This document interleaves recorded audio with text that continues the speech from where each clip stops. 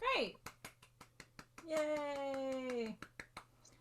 I just read a post in one of my Facebook groups about whether you should bow during online performances. I don't know. I mean, you can. I made clapping sounds for you, but that's not what I was going to talk about at all. I was just bringing it up for everybody to think about. Because it's kind of like it's an interesting conundrum we're in these days with figuring out how to perform online. But you're great. Very, very good job. How long have you been working on this? Movement 1, a little bit longer, like maybe 2-3 weeks, and then movement 2, I'd say like 2-ish. Okay, great, great. So this is good work. I was just curious. I wasn't going to use that to pass judgment by any means. So my first comment for you is going to be about posture, because you were set up in the perfect way for me to see how you were standing. And you had such great support through these really long phrases that are in the first movement. And Brasher, who edited this piece for us, didn't give us any ideas of where to breathe. We have to decide on our own. And we don't need to talk about where to breathe necessarily, but I think you would feel so good if you took breaths with better posture, and it would just like make you feel like you could do such free, beautiful things with your phrasing, because you already had great support through some long phrases, and I think it would make it even easier for you. So what I noticed, well, let me ask you, do you know how what your posture looks like? No. No clue? Okay. It's new for me. So the news for everybody watching is that I'm super pregnant right now. So I'm going to stand up and try, like, I'm going to have a baby in a month. So I'm not normally like this. But if you look, it doesn't really matter. You can still see my back, yeah? So when you are taking inhales, you are like this. So throat, and like if my ribs existed right now, you're also closing off this space, which if you just think of me as being a 2D object right now, the space that you have like at the base of your ribs, and then there's like this little soft place in the middle that I can't find for myself right now, but you can. That space actually needs to be not like super broad. You don't need to do anything special with it. All you need to do is stand up so that your ribs, which are like kind of like our hands if you just go like this. So your ribs are, I'm going to sit down so it's not a strange angle. So your ribs are like this and not squishing down like that into the space where your diaphragm is and where your lungs can still expand, okay? Mm-hmm. So let's just try you returning to your stand so that we can all see your profile easily. Sorry, I moved my stand. Yeah, I know, that's okay. Yeah, put it kind of back where it was. And tip the camera down just a little bit again so we can see you from the waist up. That looks good. And let me use this instruction to help you out. Find weight more in your heels. Okay, so that's too far. So let me give you a little bit more instruction. So find weight in your heels and then align your knees over your heels, your hips over your knees, shoulders over your hips. Shoulders are a little bit back right now. Like, I don't mean back like like this. I mean you're leaning back some. Okay, I got it. There you go. Okay, now align your ears over your shoulders. Your head's still forward a little bit. So now you're up too much, so levelize your head. Okay, so we're closer now. So our skeletons are made to hold us up. Yeah, everybody knows this. You can look at the camera for a second because you probably feel weird. So if we align our joints properly, our bodies will hold us up with requiring less energy, right? With fewer muscles engaged. And when we're trying to take deep breaths, we definitely need to like have our focus there and take the effort out of the rest of our body as much as we can. Obviously, our muscles still have to do something, but it won't be as much as if we're leaning. Mm-hmm. Okay, so return to your new posture. And we're going to try starting the movement again. And when you take your inhales this time, I'm not going to talk about the technicalities of breathing right now, but I want you to feel like your breath is coming to you instead of you having to like go out and get it. Because right now that's what it's like. You're having to dig down in to get it every time. Mm-hmm. Okay? Yeah. So let's try the beginning. Yeah. Movement 1, right? Pardon? Movement 1. Yes, and movement 1, sorry. Okay. I did not specify.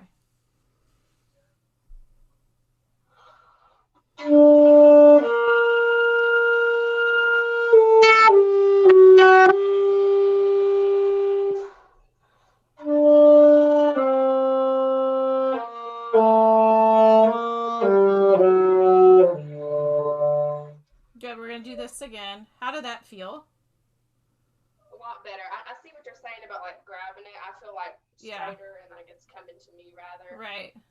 Like I had a great conducting teacher, Eugene Corporon, maybe some of you know who he is, but he would always say, let the music come to you.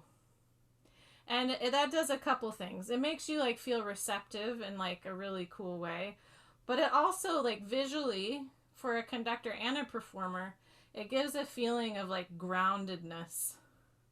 So it does a couple things. Okay, so let's do that again, but I want you to try to pull up your neck strap about this much. Or somewhere in there, and then we'll just see what happens. Sorry, I caught the person with the tricky neck strap. Like that much? That's probably too much because it's hitting above now. So like somewhere in between. Let's try that. Okay, so find your new posture. And let's try this much again.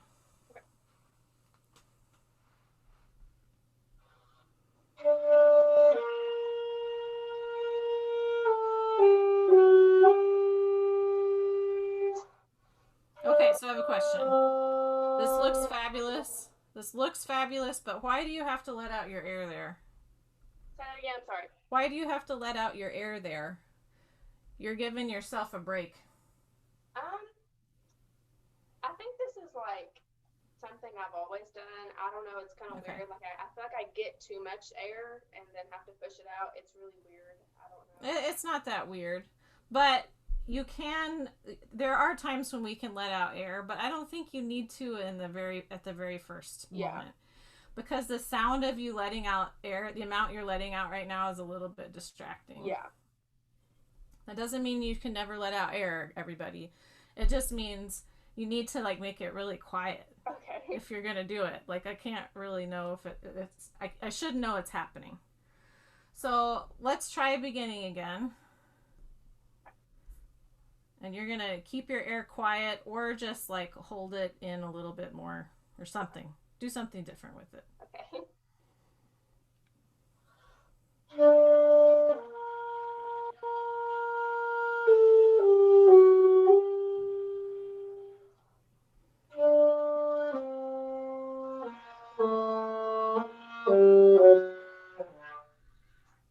Okay, good. I liked what you did better. I was hoping that some of this would help you get out your low B. So, is your instrument working properly? Do you know? It's not working properly? But I need new ones. Okay. It's She's fine. in the process of getting a new horn and a new mouthpiece. That's why I asked, is your horn working properly? Because if it's not, then I just leave it alone. Because in these COVID times, we can't fix your horn for you either. It's such a drag. There's things I need to do for my freshmen too, that I need to adjust their low notes, and I can't do the same. Anyway, that's another topic. So I really liked what you did with that one rest where you kept your air silent. Yeah. Okay. So you can still let it out. It just needs to be less of a thing. Yeah. Right. Okay. Let's see.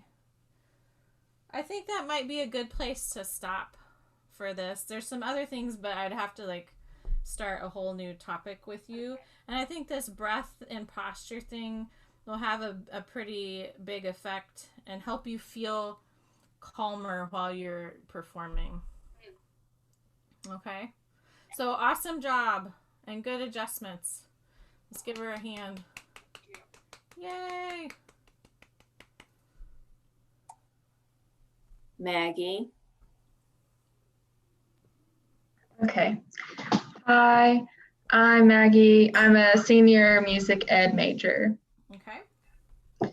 And can you remind me, Dr. Lavoda, what to make my audio settings? Because it seems like they don't stay when I try to fix them on Zoom.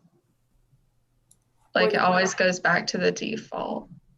Oh. Hit the arrow up on the microphone. Mm-hmm. And then hit audio settings. Mm-hmm.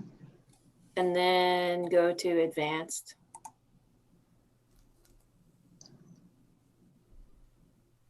Oh, okay. And do you see the high fidelity music mode? No. What does yours say? Suppress persistent background noise, suppress intermittent background noise, or echo cancellation. Turn on echo cancellation. Yeah. I have suppressed background noise low in my version. Can you disable suppressed background noise? Disable, suppress the persistent or intermittent. Can you do both? Yes. Let's do that. Okay. Because the problem is it'll adjust when you're holding a note. It makes I think do weird stuff. Upgraded it or something. And yeah, if it updates, you have more options. Oh, okay. 3 weeks ago or something like that. Okay. But this will. All right. Sorry, I think it's fixed now. Okay. The background noise one is an important one to check. So. Okay. I think I'm good then. And I am going to be playing movement 2 of the Hasana. Okay.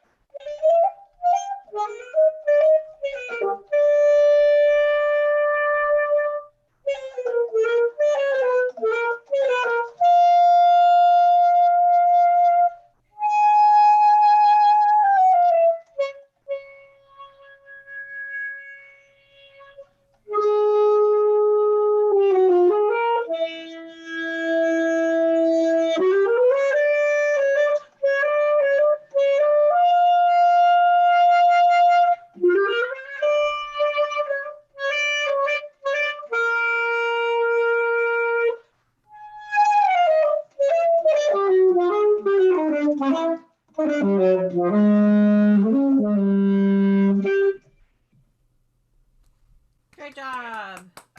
Good job. Good job. So, how long have you been working on this? Movement to like 3 weeks maybe. Okay, cool. Good. Then really good work on this. Let me get untwisted here. Okay. So, let's see. Based on audio, I'm trying to decide what to do. Let's talk a little bit about the little crescendos that are in this and the accents. So I think in general you could be more playful because you know this is supposed to be jazzy, even though it's kind of pre-jazz and it's dating, but it's when things were starting to be like when dance music was becoming popular, but it was in its early days. So the syncopations that the accents are adding, not just the syncopated rhythms, but the stresses that the accents are adding are a really important part of this, right? So, I just talked about accents, so let's talk about those. So let's go back to the beginning. And let's notice, let's see, is there a pattern in the first measure? I have a dual screen here. In the first measure we have it, we'll just pretend everything's in 4/4, even though you can think it in cut time. For those of you that don't know the piece, we'll talk about counts, the 4 counts. So in measure 1 we have an accent on beat 4. Measure 2 it's the and of 4. And then we skip a measure, and then it's the and of 1, and then it's 4, the and of 4. Okay, it doesn't look like there's a total pattern all the time, right? In some places there's a pattern for a little bit, like it'll repeat, but we can't rely on that. Okay, so the key then is just to exaggerate whenever you have those. So like at the beginning, da da da da da da ba da ba. And the best way to get these accents is to get a punch of air on them. And you can exaggerate them maybe more than you think. Even though I don't know why you'd think you didn't have to, so I won't try to make up reasons for you. But can we try doing the first couple lines again? And maybe go just a little bit slower so it'll be easier this first time to exaggerate the accents. Okay? Yeah. So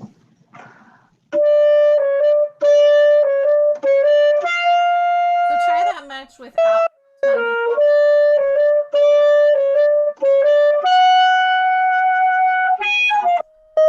Stop for 1 second. So, good try. I'm going to have you try something different. Try going at the beginning and not tonguing anything. And your accent has to come from your air. Okay. Like you're getting punched nicely in the stomach. I don't know how else to describe it. Like a... Yeah, go ahead. Okay, so think of a baby elephant, like playfully, ha! It has to be more. Okay. Okay? You try. Will you go, ha! Ha! Like it has to be, like, if I can do this with a whole baby in my stomach, you can do it. Because your abdominal wall works correctly right now. Ha! It has to be a push from your stomach. Try it. On my horn? No, just speaking. Okay. I know, it's funny. I'll do it with you. Ha! You do it back. Ha! Ha! Ha! It needs to be more explosive. So, like, the beginning has to be more. Okay. Try it. Ha! You're getting the idea. Even faster air right at the front. Ha! Ha! Okay, I like that one. So let's go back now, and that's the kind of air you're going to use on your accents. Okay. Okay? Do you still No want just No tongue. air and no tongue? Okay. Correct.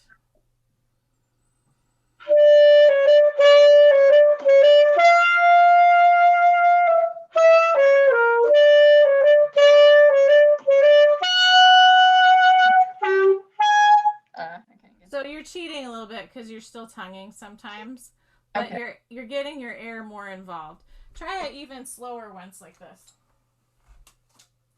Because air is actually something that we have to coordinate.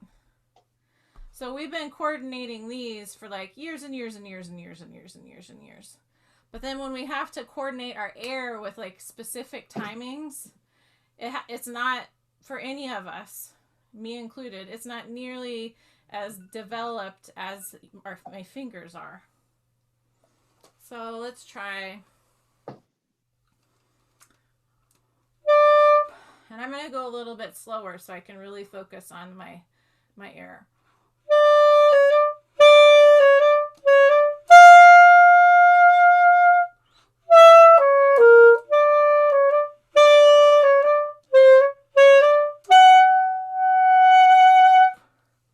So I wasn't really counting the long notes if anyone's following the score, but I was really trying to whoo on those accents. And it might have sounded like I was tonguing, but I wasn't. Okay. Okay? Try that much. Again. Still only air. Still only air.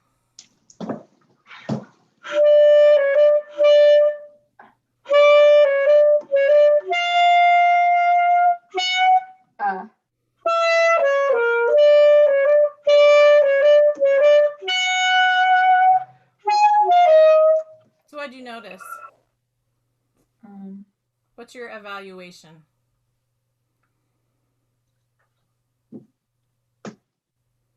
Is that different than how you were doing your accents before? Yes. Yes, I agree. And you know how you kind of like messed up in the middle of it? Yeah. That's good because you're trying to change stuff. That means you're trying to think about something different. And that's good. We need that kind of shift to happen when we're adding some new coordination like this. And I think that's completely normal when you're trying to get your air to be more specific. So now you can try to add your tongue back in, and let's do that much one more time. But do your darndest to keep your air being the punch behind your tongue. And that is really what's going to make the accents come out. Okay?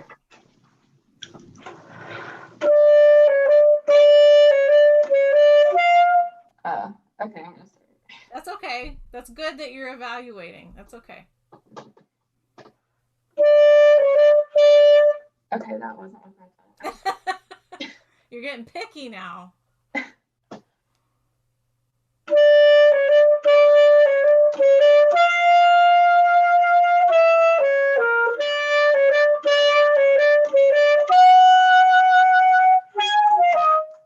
That's the idea. So this is something that you're not going to master like right now. You'd need to do it for a few days, and I think you'd get more comfortable with it. But I would encourage you to try to do it without your tongue some more, and then put your tongue back in.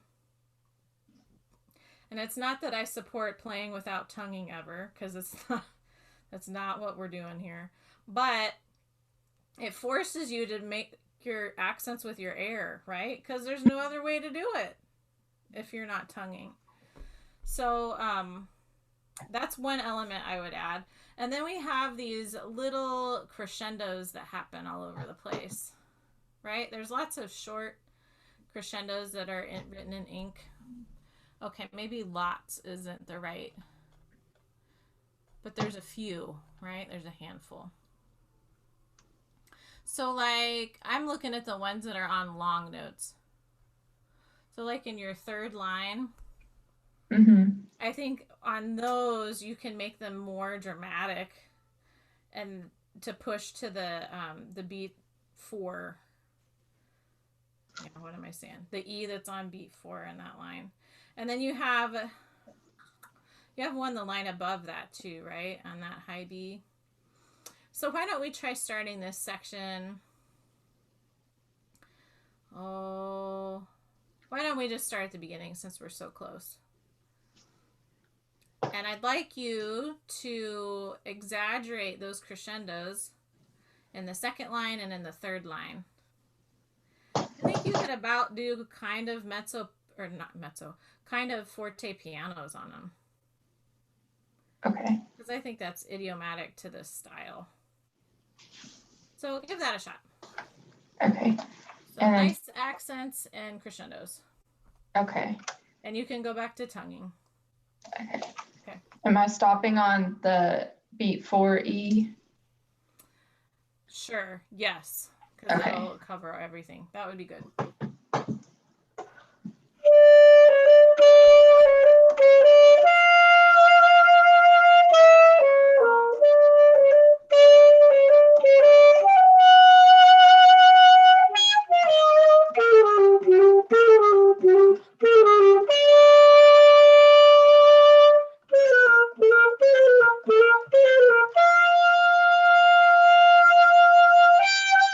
Okay, so what did you think of those two crescendos?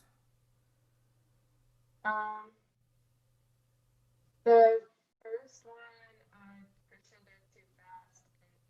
Okay. Have anywhere else to go really. And the second one, I'm not sure. You're not sure. Because I was focusing too much on that. Okay. So I would say that, well, I would do something more like this.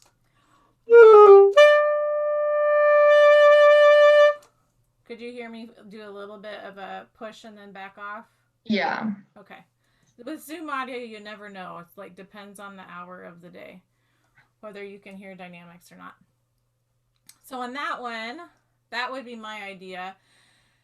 And then, so if we go.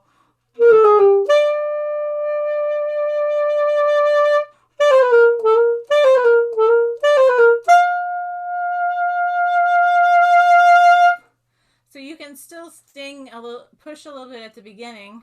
Just put the majority of your swell at the end. And this adds quite a bit of excitement. Otherwise, this is all just kind of like forte forever, right? Because after this, we don't have a lot of markings.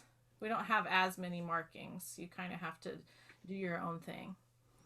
So could we try starting? Oh, let's just start right before the high B we're talking about on G natural. Just do that one. And then go on. We'll keep going for a few measures. Okay.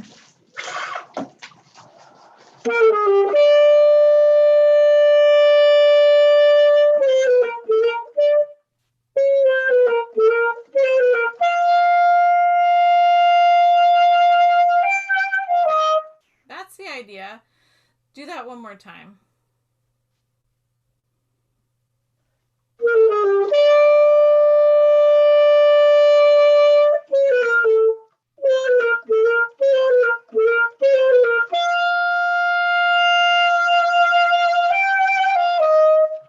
That's the idea. And you got it better, got the notes better that time. So my next question for you is, when you are working on dynamics and accents, do you do those at the same time that you learn notes and rhythms, or do you do it later? Normally, like, depending on, I try to learn the accents, like, with the notes, especially if in like this, because it kind of helps you like keep the beat going. Okay. I guess they didn't come across, but like I kind of heard it in my head. But okay, that's fair. Yeah, then I go back for dynamics, so I don't. Okay. So what do you think I'm gonna say? To do it when you learn it. Yeah, unfortunately. So, when we're in sixth grade, you're not in sixth grade, you're way past that. But I'm going to use this example. Please don't be insulted. When we're in sixth grade, we need to learn notes and rhythms first, right? Because, like, how could we even function? Because we had to learn music, like, starting from a very basic level. But as you get into more difficult notes and rhythms, it gets harder to incorporate other details, right? Like, if you learn all the really difficult notes and rhythms and then go back and start adding in some things, then it'll make you miss notes, right? Which that happened to you once, which is why I had you go back through, because you, like, missed B flat or something. So that showed me that you were focusing on the dynamics, which is great. I'm glad you were. But to help even out the whole learning process, at first it feels like it makes it take longer, because I don't really think it makes it take longer. It just makes your brain kind of hurt for a while. You have to try to do the notes and rhythms at the same time as the dynamics and the accents. And that way they become more integrated as you're speeding up tempo. So just like those accents we talked about, doing a slower tempo first, because we need to coordinate our air with our fingers. Same thing with doing these crescendos, is practice doing the crescendos right from the beginning, so that it doesn't throw off other parts of our playing. It's fully integrated. So all is not lost, don't worry.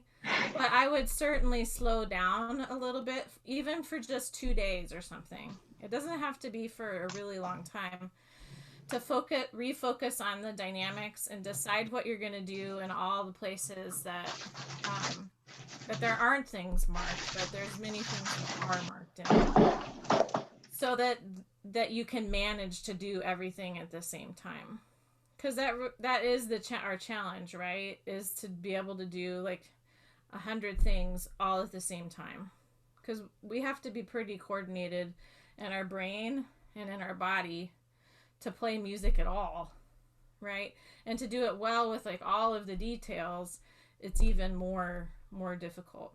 So that's what I would do if I were you. Do some slow playing to get your air more integrated.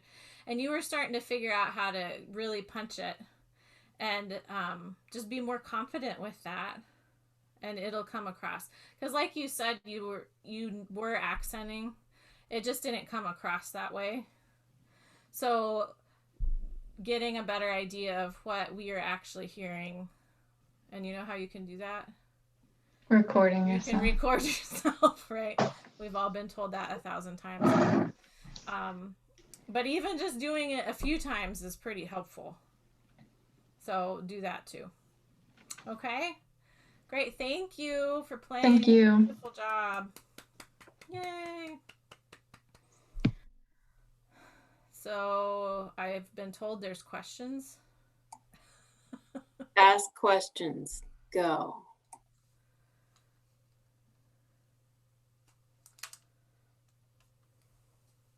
You guys. Any questions?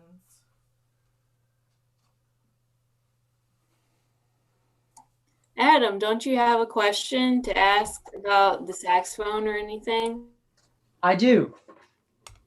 Hello. So when you're practicing as a like college professor, do you still go about practicing every time like scales and breathing techniques and all the basic stuff as well, or is that something that you don't do as much anymore?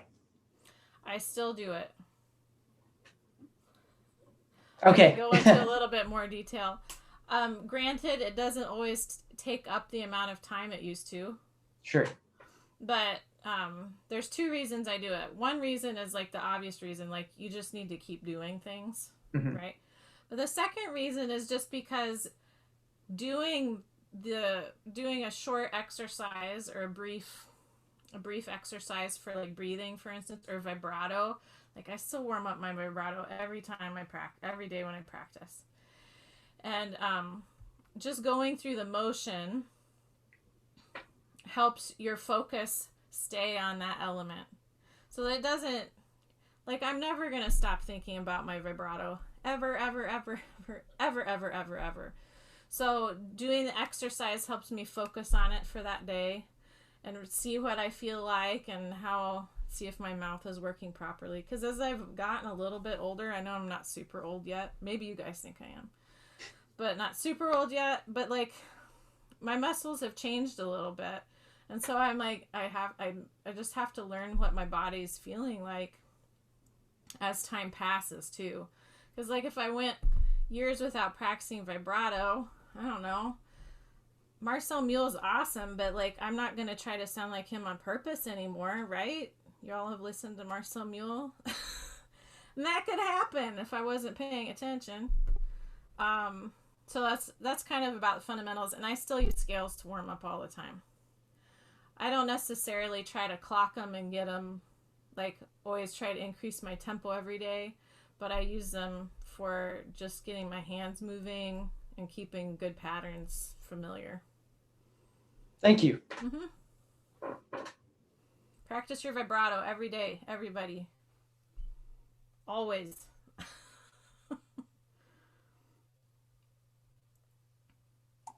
Kenley, I think you have a question. I do actually.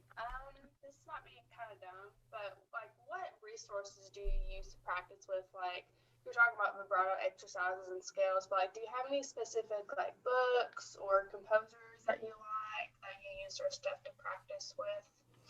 No, is the short answer. I do a vibrato exercise that like my teacher taught me in 7th grade, and like I still use it, and it's just like playing 8th notes and triplets and 16th notes with the metronome. I also practice my vibrato with a strobe tuner as well, on days I'm feeling fancy and making sure my vibrato sounds in tune, and is in tune. But just doing stuff with the metronome, really simple. And same thing for scales. I never got super into patterns other than like learning my thirds and fourths and fifths. But I find a lot of comfort just playing stuff with the metronome and like staring out the window. And I just do my scales. I pick like harmonic minors one day, and I'll do the scales and thirds and arpeggios. And then the next day I'll pick majors. And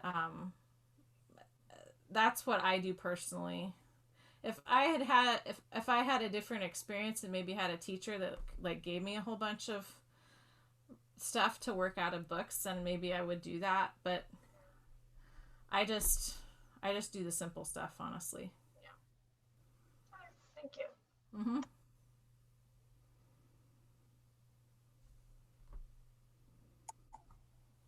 Maggie?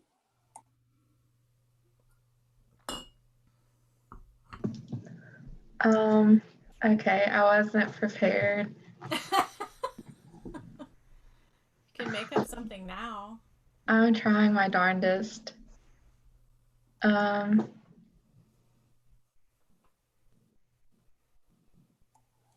her where she went to school and about her experiences with different teachers. What was your experiences with your different teachers in undergrad and then in your graduate? Okay. Or if you went to 2 grad schools. Right. I did all of my degrees at the University of North Texas, which people don't usually do that, and I know that. But my undergraduate degree was in jazz studies, and then I did my master's and doctorate in classical performance. So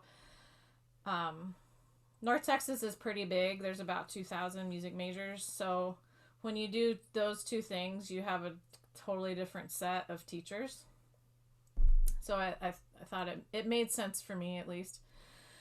But as for my experiences with my different teachers, I think my classical teacher at the University of North Texas was Eric Nessler, and he's a Rousseau student. And the other teacher that was a big influence for me was actually a teacher I had when I was a senior in high school, who teaches at Western Illinois, which is John Vanna, and he's a Cinta student. So that's two sides of the spectrum. And I'm forever grateful that I had John Vanna as a teacher, because I wouldn't have gotten any of that information from Eric Nessler. And I am actually grateful I had the spectrum and I didn't actually follow a lineage, which is completely valid too. Like, I didn't follow a Cinta teacher my whole time through, which is a set of learning, or a Hemke teacher, which is more similar to Cinta. So I would say overall I had the gamut of experiences, and that's helped inform how I interpret music and how I interpret other people's playing, so that I try not to think there's only one way to sound. I try to understand, what different people are going for and their tone, and it's helped inform me to make my own independent decisions about how I sound.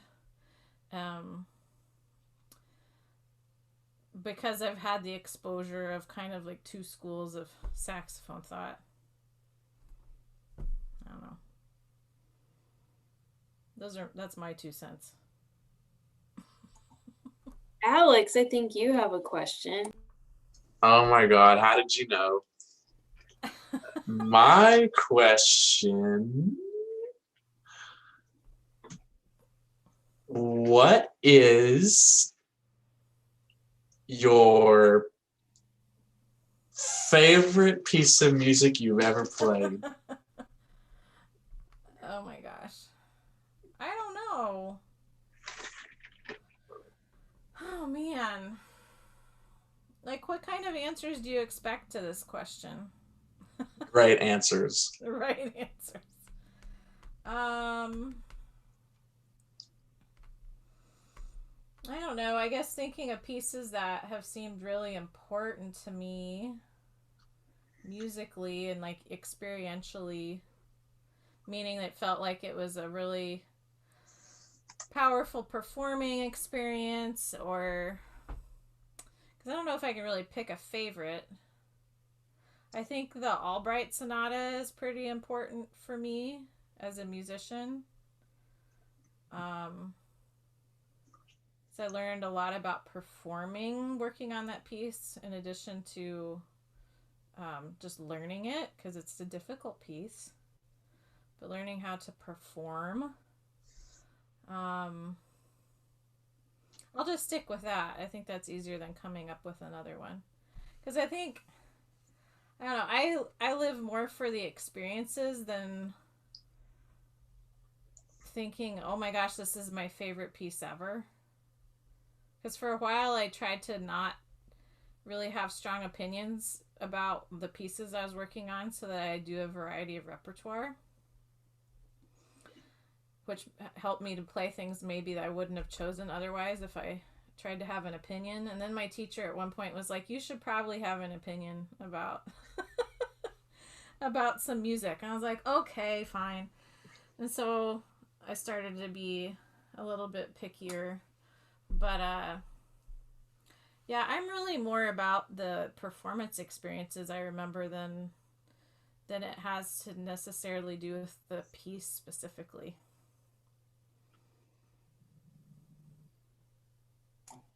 We have time for one more. Is anyone going to volunteer for once? I'll ask a better question. Oh, wait, Shay can go. I feel bad. I was just going to ask really quick if you went like straight to teaching at a university. That's a good question.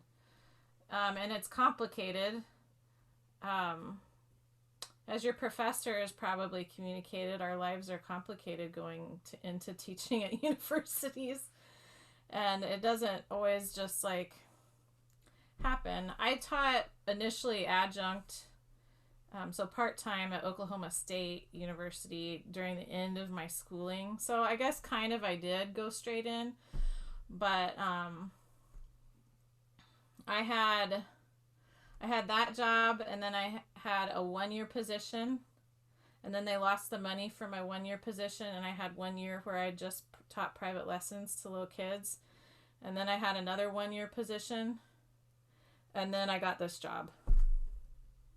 But like I had to just keep applying and applying and applying and applying and applying for all different stuff, because nothing was guaranteed. Like those 1-year positions, like one place lost the money to pay me. So what do you say to that? Like, that's how it goes. And then the other 1-year position I had was at a different place. They set it up that way because they had to hire so close to the beginning of the school year. They didn't want to believe that they got like a good applicant pool. That's just how schools work. So I had to reapply for that job. And there's no guarantees that I was going to get it.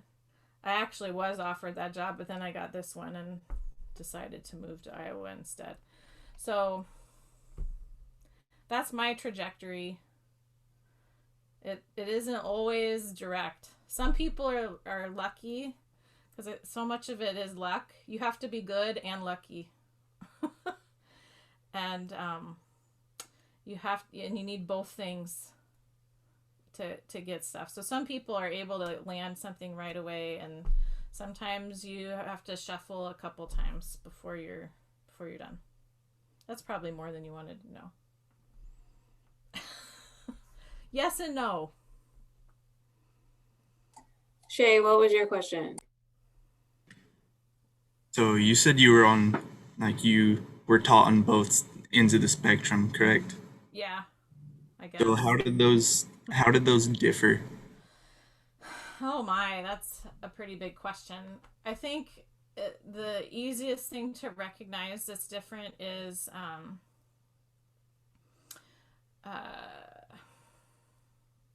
how you view tone production and intonation and controlling the instrument. Because like one end talks a lot about voicing, which I know that your professor talks about. On the other end of the spectrum, some of the people on the other end don't necessarily believe that voicing is like what it is. And they think of it as more like you just kind of make this shape, even though it's the same thing, right? It sounds like I'm making this up, but it's true. But they'll try to accomplish the same things, just talking about it in a completely different way. And I think that results in having a little bit different tone, well, a lot different tonal concept. So you'll find that there are some people that sound very different that are in those two schools. And then there's some people that sound kind of similar. But I think tone production and how you think about controlling the instrument are the two biggies. And a lot of finger fixes in one. A lot of that's a good one to bring up. Yeah. Because like intonation on the Rousseau end is more like you add all of these fingers like all the time constantly to play in tune. And the other end on the Synteth Hemke side is like maybe you add a finger like every rainy day, but you mostly do it with your mouth and your voicing. So okay, we're done. Thank you so much. Everyone do the thing I like you to do. Go. Thank you. Thank you. Thank you. guys, you're very welcome. Okay, and we're done. Bye everybody. Bye all. Nice to meet you all.